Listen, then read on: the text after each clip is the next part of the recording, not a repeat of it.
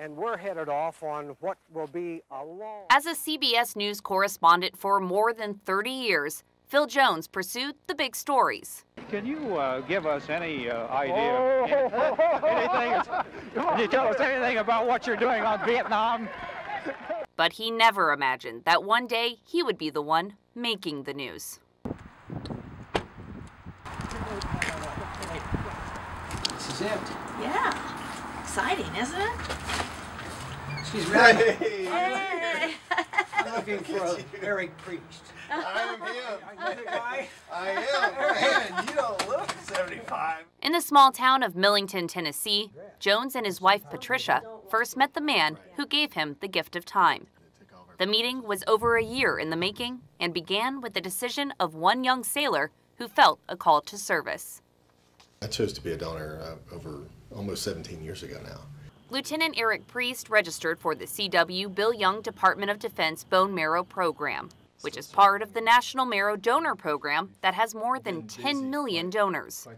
Priest was happy to volunteer, but did not expect to be matched with someone in need of a transplant. It never crossed my mind until I got the first phone call. When I got the phone call, I was like, okay, I'll go do the blood work. It's probably going to have somebody else that's a better match, but I'll go through the blood work and I'll do it because I want to be available if I am the best match.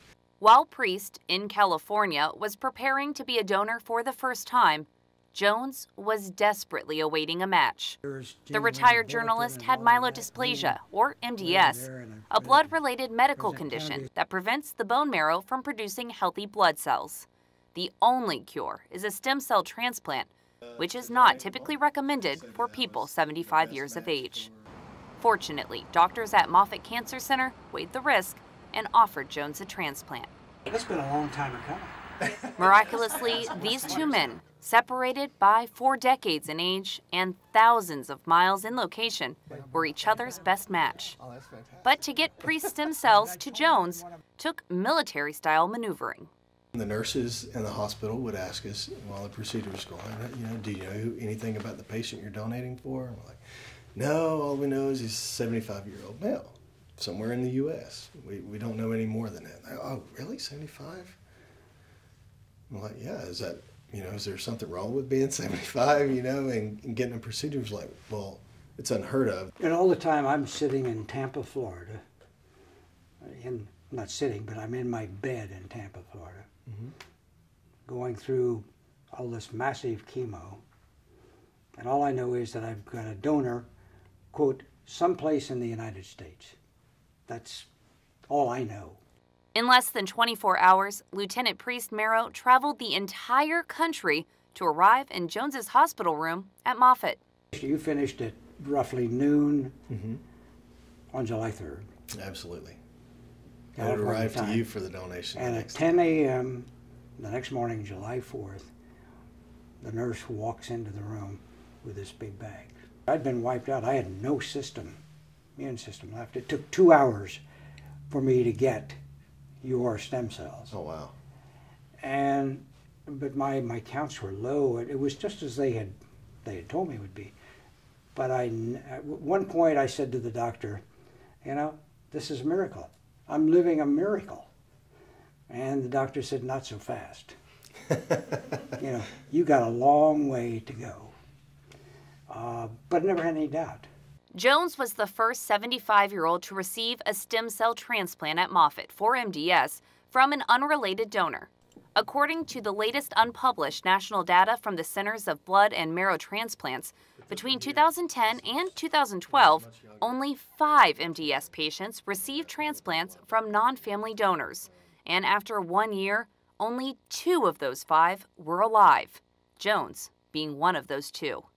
If you take care of yourself, 75 is no big deal. Because of Jones's success, Moffitt has now provided blood and marrow transplants to 2 76-year-old MDS patients.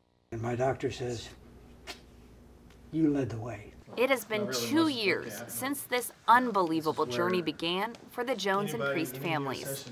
In preparation for their first meeting, they had talked on the phone about what they would do when the 2 families did finally meet. And I did promise you a hug too. You did! You did! And hug they did. We did. Oh. And talk. I'm not a very good driver. That's all he complained about. And laugh. I couldn't drive very well. But most importantly, they celebrated. My last bone marrow biopsy, I am in complete remission. I am 100% you. Isn't that crazy? Bless your heart. And I have no evidence of my MDS, my myelodysplasia. Now, these two strangers have become forever linked, joined at the Marrow. Well, I've been waiting for almost 2 years to tell you what I've thought, that you have certainly given new meaning to serving country and humankind. And I don't know whether to hug you or salute you. Well, you can hug me too, that's for sure. That is for sure. Thank you. No problem. I would do it again today.